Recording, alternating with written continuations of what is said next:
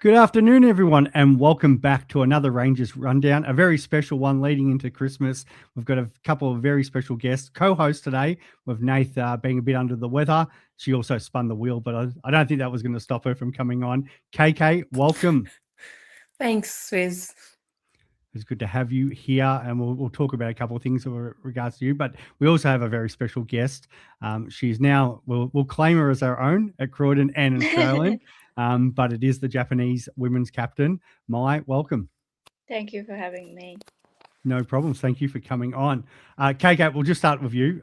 Firstly, it's been awesome having you here. This is your first season at Rangers. How have you found it so far? And what made you join us? Okay. First of all, it's been a great season. And secondly, I always loved cricket. I loved watching it, and we were playing it a lot back home. And then when I moved here, I just gave up. And I never really tried to get into cricket or anything. And then suddenly Croydon Rangers popped up, and I thought, let's give it a go. And it's been a great activity. Actually, the best people I have met. So it's great, actually great. I love it. And obviously topped it off last weekend with your highest score. Oh How my was God, that? I was running for my dear life that day. No, it felt good, but yeah, I just pushed myself a lot that day. Cricket obviously runs a little bit in the family. I know your partner plays Yeah, over at Lilydale. How's yeah. he been as a supporter? Has he dragged you down the nets, or have you dragged him down the He, nets? Or no, he's been always asking me to get into some sort of activity for like last 6 years, and I was just too lazy. And I used to go to practice with him. We still do. So yeah, he's really supportive. And he doesn't Beautiful. want me home on Sunday, so Well, hopefully he's part of the crew down the track. He's we've got to get him over from our rivals Lilydale and bring him over to a proper club. yeah, probably. I tried to convince him, but not yet. And while I've got you answering questions straight off, KK, we do have a congratulations to one of our players, Barney, who has been part of our women's program for the Oh first yeah. few weeks, but is no longer going forward for the rest of the season, and that's because she has been playing in that. Now I'm saying this right, KK Yeah. national championships, and she's so played in that, and then she's now going to be doing some international tournaments because of that, because of how well she's been performing. I had no idea what KK was. Apparently, you've got a bit of an idea here, KK. So, can you give us a bit of a rundown for our listeners? So Coco is like it's just run for your life. That's all. It's because What kind of sport? Like, give us some sort of description of.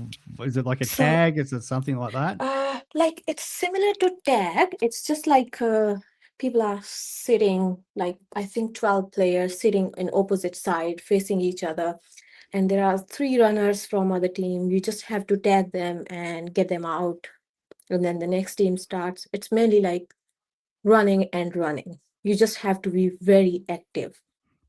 I did it for 6 years and it was good. Yeah, I I, can't do I'm it ga- anymore. I'm gathering it was probably started off in India, and it's obviously grown like a lot of sports grow and then get spread around the world. Yeah, I played it for 6 years, even at the state level while I was in school, but no, not anymore. It takes too much effort. You have to But run really fast. yeah, well, it's good that one of our players has obviously gone on from doing that and now is That's playing that's overseas. actually great. Yeah. And I think Barney's only like 16 as well, so big future. Hopefully, she did say she will try to get back next season.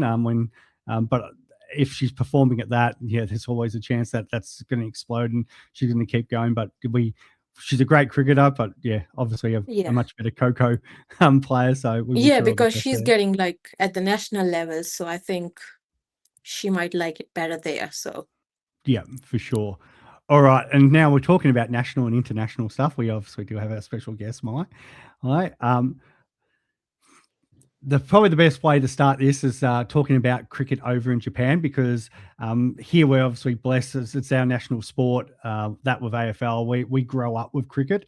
It's not the main sport in Japan. Obviously, it's obviously you've got baseball, which is massive over there. How has cricket?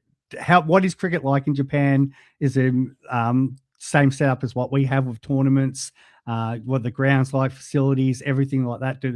Can you give us a bit of an insight of what cricket in Japan's like? Yeah, cricket in Japan has been growing like a lot in the last decade. So where I started playing in Japan and where they have now is very different, but still compared to Australia, we only have like a one turf pitch ground. They have a couple turf wickets, but that's the only ground what we have. But also we got the new ground all over in Japan, but I don't know the exact number, maybe like 5, 6, 7, 8, something like that. So but less than 10. So it's not like you can access to nets and ground everywhere like here in Australia. Is there But many clubs? Like, do you have is it like we have obviously when we play different clubs and stuff? Is there many clubs in Japan over there? In men's league, that's like it's like one district league over there. So like they're like fourth or fifth grade in men's league, but women's we have a different like comp, but we're not playing every weekend, or there are a few different leagues, but still women's teams are how many teams? Maybe 10 to 20, but yeah. That's still good. It's obviously very new over there. Is that mainly played out of, say, Tokyo, or is there a particular city that plays it more than others? There is a city called Sano. That's like the main spot for playing cricket. It's about 80 km from Tokyo. Okay, cool. And I gather because it's that history of baseball, you can obviously see yourself in the field. I should actually ask that. Did you play like baseball, softball, or anything when you were growing up? And how did you get into yourself? Actually, I should leave that for KK in a minute. But baseball, did you play much of that growing up? And that probably shows why you're such a good fielder. I used to play softball at school for like 6 years. But also my we have the brothers are. same time in softball. I played for 6 Oh years yeah, as well, so nice. we have the same things. Yeah, so my brother was also playing baseball. So we kind of grew up playing baseball, softball. Yeah, I love it. KK, I'll pass it over to you. For sorry, I just zoned out. Oh, I knew you were going to ask my question. Yeah. I have my questions ready. As she disappears Okay. on us. No. I'm just my camera got like. So May, you made your debut for Japan in 2019, and you were also named the captain in your first ever match. Talk us through that experience. How was it? How did you go? How you felt? Yeah, so I actually made my debut in 2011. I think they Oh, changed the format like a T20I like in 2019. So like that's why they say like my debut was in 2019. But my debut was in 2011, and I think the first game I was captaining was 2015. Yeah, so I love that straight off the internet stats where it's got your 2019 and debut and everything on the ESPN profile. we need to Which stop Yeah. you've believing absolutely just internet. don't trust everything on the internet. So I think I guess that's the start of the world, the T20s. Take us back there, I guess, from 2011 then. yeah, that's the year actually I started playing cricket. Okay. So like, and obviously at the time there's not many female players, and then because I play softball, I had a softball background, so I was a kind of good fielder, and then they wanted like the fielder at the time, so I was kind of lucky to get picked straight away. where did you play? Like, was that at home, away, international tournament? That first sort of time you were playing. Yeah, the first international tournament I played was in the World Cup qualifier in Bangladesh.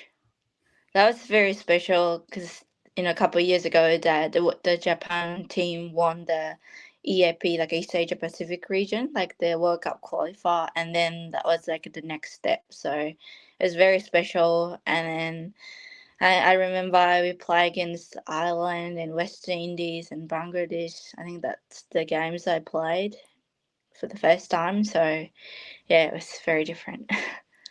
How was that playing against, I guess, nations which are just brought up in cricket? And I guess, what did you learn from them? Did you get much opportunity to like talk to the opposition and learn from them? Obviously, Japan being a very new team to cricket.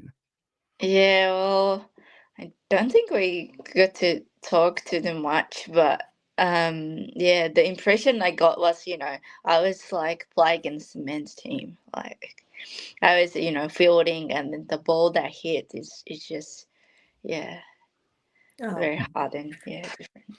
I should ask, like, what made you choose cricket as well? Because you've obviously been playing softball. Why cricket? Well, I wanted to try something different, but the sports I could, use of the experience playing in softball, and then I found that cricket is a bit similar, and then it turned out it's different, but yeah, it's yeah, same in some sort. So yeah. Yeah, because I'm trying to sort of even my mind rack about this. And talked to a friend who plays overseas and who's from a country that it's not their first chosen sport. Where we grow up, and the same obviously in India, and you grow up and you watch, Tendulkar and Kohli, and we watch, Elise every Perry, and in India, cricket is in it every is religion. house, every home. Yeah. It's a Yeah. religion, it's a love in India. You can see it everywhere. Kids, grown-ups, everyone playing cricket on the streets. Doesn't matter if it is women or men, you will see everyone. Everyone can play at some stage. Yeah. Mhm. Yeah, where for us, it's sort of, we kind of take that for granted because we grow up and playing in our backyards and playing mini games and everything like that. Where obviously that's not the case for you. So yeah, it's interesting how like you made that leap and come, because you're not looking at Adam Gilchrist or Elise Perry looking up and going, I want to be like them one day. Yeah. Obviously there was nothing when you first started. Yeah, no, but once I started playing, I instantly into it. So then I started looking up, who are the famous players in the world, and then I got to know all the players, and now I know most of the players. So yeah. Who's Yes. probably the most famous player you've met or played against? Well, I really can't pick like my favorite player. Like I met many of the like Australian women's cricket player. Like I got to see like their training session like before the World Cup or something. Yeah, that was very good. Yeah. But Yeah, yeah. and they But do. now Japanese people can look up to her, that we want to be like her. We can I was all look about up to to her. think the same thing, KK. I like that. Where is it a case now that they are playing it in schools, and are you now like the face of women's cricket over there in Japan? Obviously, being the captain for 50 odd games, or however, Well, I'm not trusting this ESPN profile anymore, but you've obviously been the captain for a long time. Is it strange that now that there's probably young girls over there in Japan looking up to you, but is that the case like we have here? I don't really think, I'm not a famous or anything, but, the cricket community in Japan is small. So, whoever playing cricket probably know, and then I probably know them. But it's good that some schools started to, introduce cricket at PE or like a school club. So, Don't sell yourself there. There'll definitely be some little She, Japanese girls who'll be looking up I going, saw her I want to be playing like other my day, one and day. she's just amazing. Like we can learn a lot of things from her, being as like new women's team, because we don't have much experience, obviously, but we can learn a lot of things from her. That's like the fielding thing, the batting, and everything, like how we can get ourselves involved and all that. So I just love her style, actually. Yes, it was definitely well commented on. We'll stop embarrassing for a second. You obviously recently played over in Fiji, World Cup qualifier, 5th highest run scorer in that tournament. So congratulations there. How did you find that Congratulations. experience? Was it, were you happy with obviously yourself in the tournament? Disappointed that you weren't the ones that qualified? How was it playing over there in Fiji? Yeah, so the EAP tournament is something, we play every 2 years, and then we always try to like qualify to the next stage. So yeah, obviously it was disappointing that we finished with the 4th, but I could see that our team's performance got improved over the past few years. So I'm happy with that, our improvement.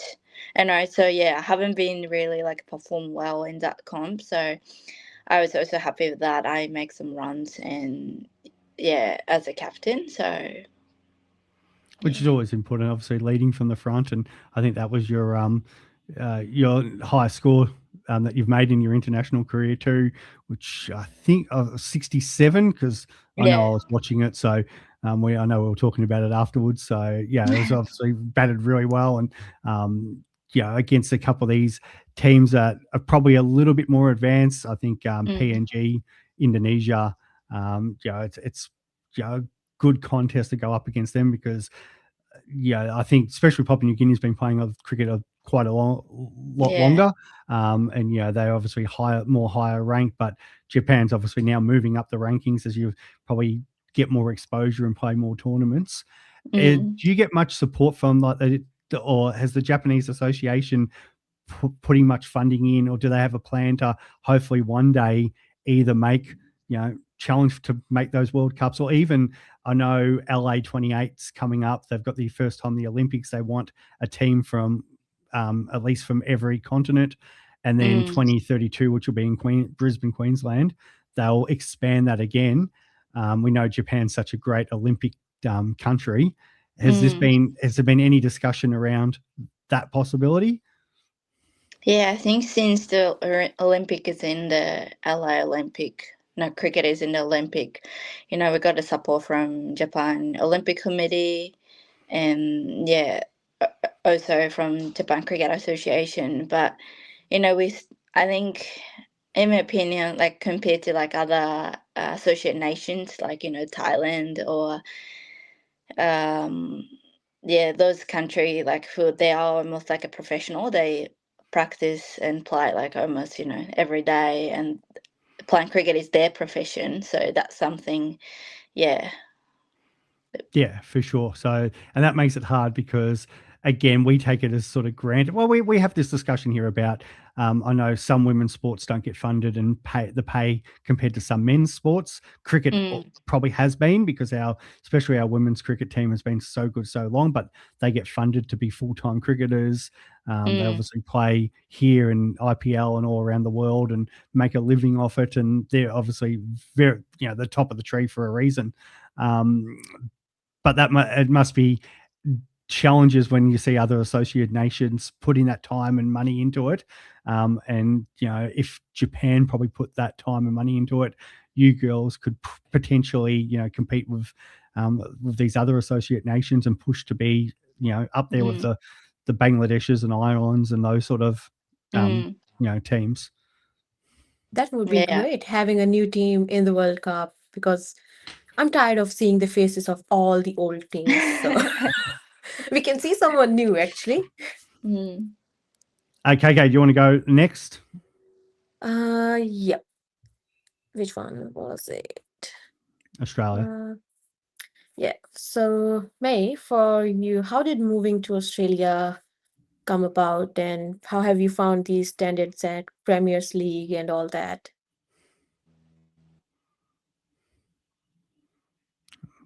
I think we've lost Mai for a second. There she goes.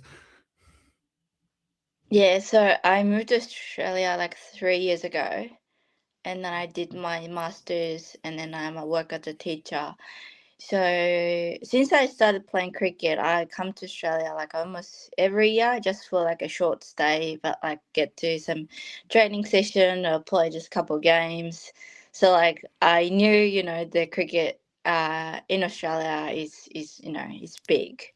And I always wanted to come, like I wanted to like move and live here because, that's the best environment I I could get. So then, but I was working full time in Japan, and then it's kind of hard to it's just a big risk to Fair enough. Yeah. yeah.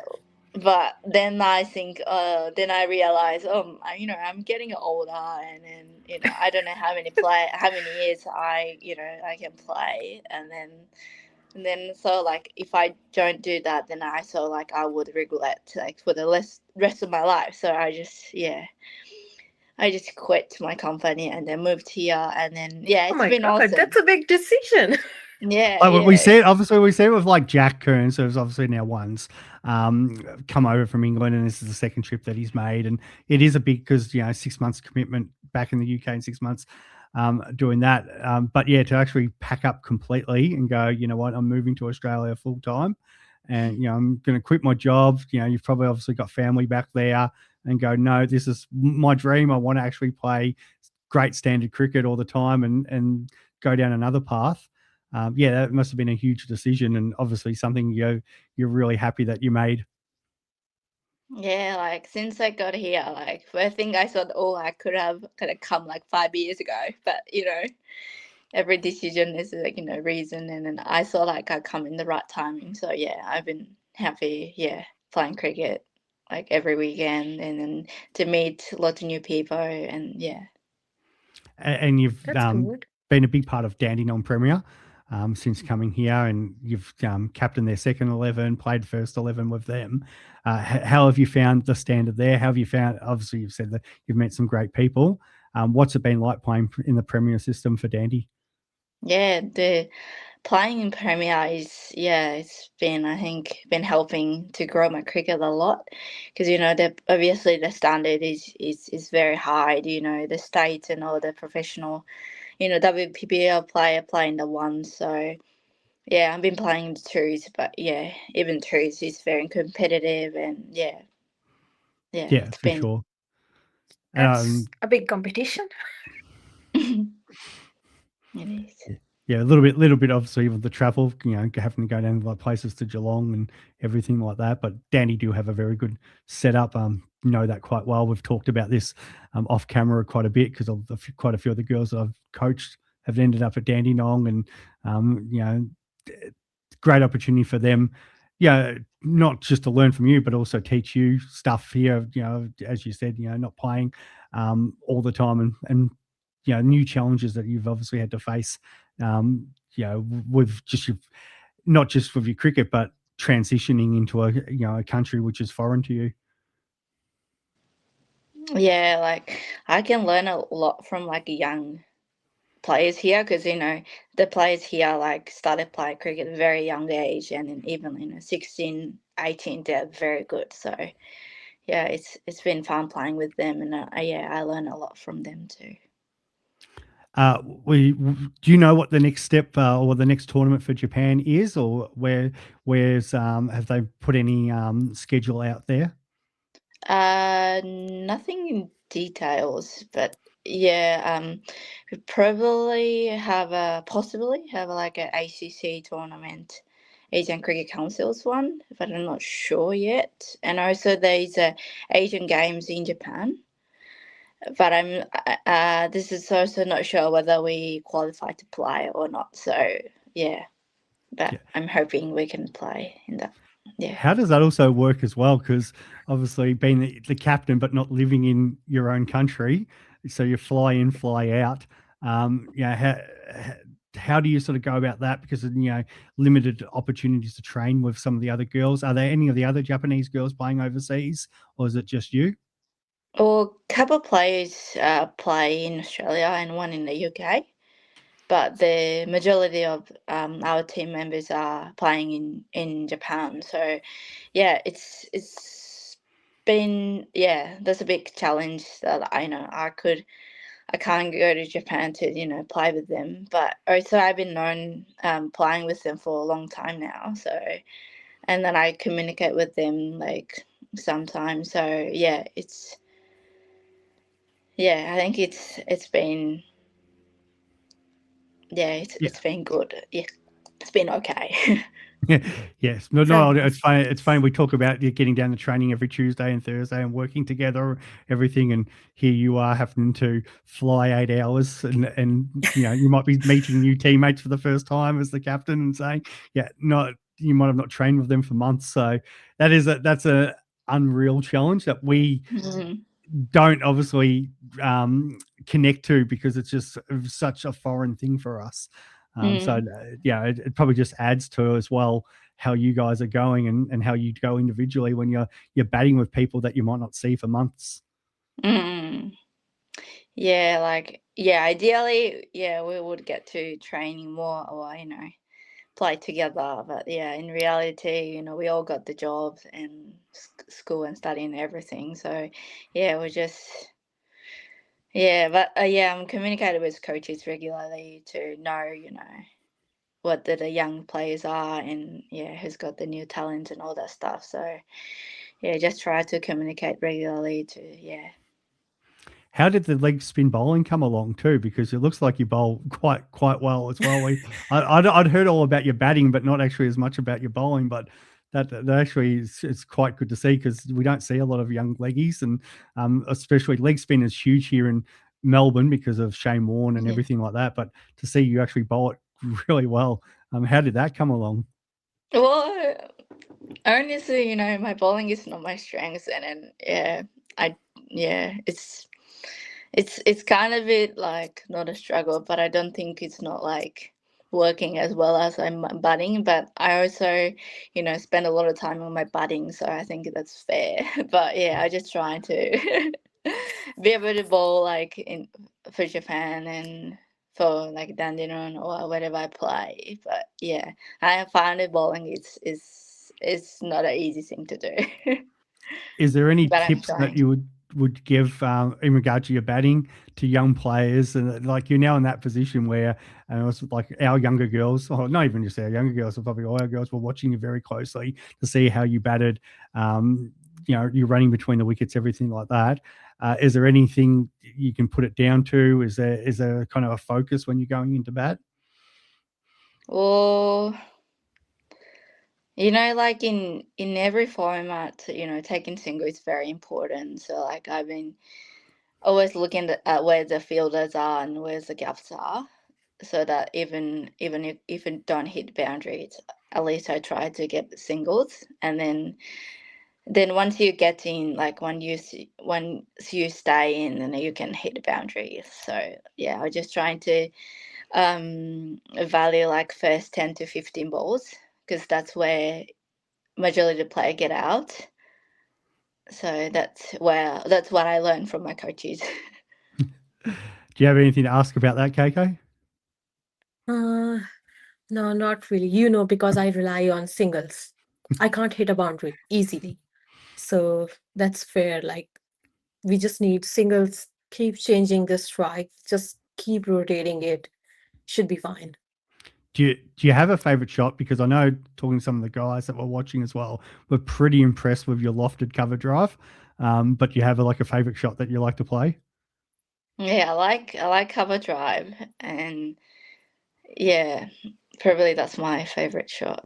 Yeah, it showed watching on the weekend when you made that 50. I don't know if you know this. This is just a random stat, but every time you've won the toss and batted first, you average 23 with the bat. But when you send the other team in, you only average 7, according to the international stats out there. Do you need to get a bit more selfish and bat first? Well, well, to be fair, I'm horrible at toss. I probably my winning rate is like less than 20%. So that's why we it's of course it depends on the wicket, but we kind of try to bat first. But most of the time I lost the toss and then let them choose. So I don't have It's a common theme. I think Ben Owen's about the only person who wins the toss every time. He needs to maybe help us practice. A Yeah. question for both of you. A question for both of you, and I'll start with you here first with you, Mai. But both of you are obviously born in other countries. How have you found just the adjustment to everyday life in Australia? How does that compare to Japan? For people, I guess, at our club or people who are watching here might not know a lot about Japan and Japanese culture compared to Australian culture. So how have firstly you found it, Mai? Well, I guess it's kind of slightly bit relaxed here, because people in Japan are very like punctual. The train runs every few minutes, and people kind of live in a KK's hurry. laughing, knowing that I'm a train driver, and but I like it, Mike. But also, at the same time, like I work at a school and teachers here is very hardworking too. So I wouldn't say like lazy or anything, but yeah, it's different. But yeah, I'm kind of adjusting well, I think. Yeah. Did you learn much English back home? Is that like obviously here we have the Japanese classes and you're a Japanese teacher. Is it similar over in Japan where they have a second language and learn English, or is it mainly just everything's in Japanese? Sort of give us a little insight about that. Yeah, so yeah, it's similar to here. People are learning Japanese. I started learning English like at secondary school, but yeah, speaking English is not like if you live in Japan, you don't get to speak English, like unless you use it for work or anything. But yeah, so I'm still learning English, and sometimes I find it hard. But yeah. Yeah, no, it's impressive because I can't speak a second language. I know konnichiwa, and that's about it. And same question to you, KK, because growing up in India, how have you found it? Tell us where you like. Where are you from in India, and how have you found the adjustment? Obviously, since you've moved to Australia. Well, I'm from north side. I'm from Punjab, and life in Punjab is really slow. You don't have to rush for anything. It's just like you have available almost everything for free. My first shock moving to Australia was like, what? Do I have to pay for the veggies and the milk? I was like, oh my God, that's like, it was crazy. And the life there is people are a bit lazy, not really punctual like Japan. So that's Completely two different worlds between you two, which is it great. is totally different. Yeah. And like as learning English, we have English as our second language from kindergarten. So we don't have any option. We have to learn it the first day we step in school. So we have been learning it since we were kids. And people do speak a lot of English at school, even at home sometimes. So it's not hard. Yeah, it's easier. And I'm still learning because Aussie accent is not that easy to learn. I was like, yeah. G'day, mate. You want to put some shrimp on the barbie, mate? Yeah. And we don't understand anything sometimes. I was like, I'm still learning. I'm still trying to understand what they're actually trying to say because Aussie accent is totally different than like normal English we learn. And yeah. Yeah, for sure. And though it's about obviously you two, you both have quite unique partners. KK for you, obviously being Indian and with a Pakistani. That's How do you enemy also? countries. Yeah, so enemy countries, but again, like obviously family, the different languages there.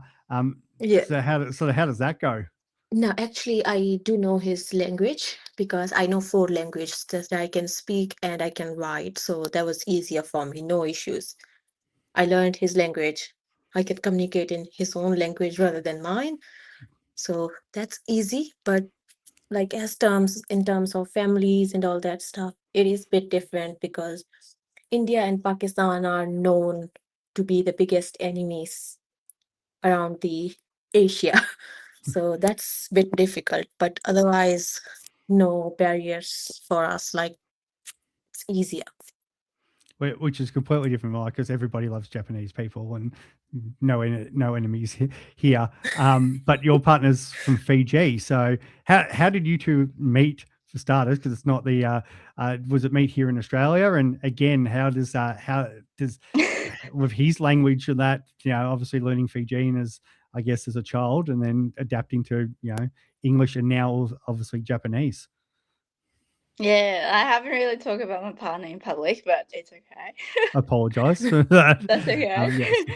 Yes. Yeah, so we met here. He works at the gym and as a trainer, and also he's a physio, and yeah, we met at the gym, and he loves rugby, and but we loves working out. He also play rugby in a competitive setup, so yeah, we understand our sports quite well.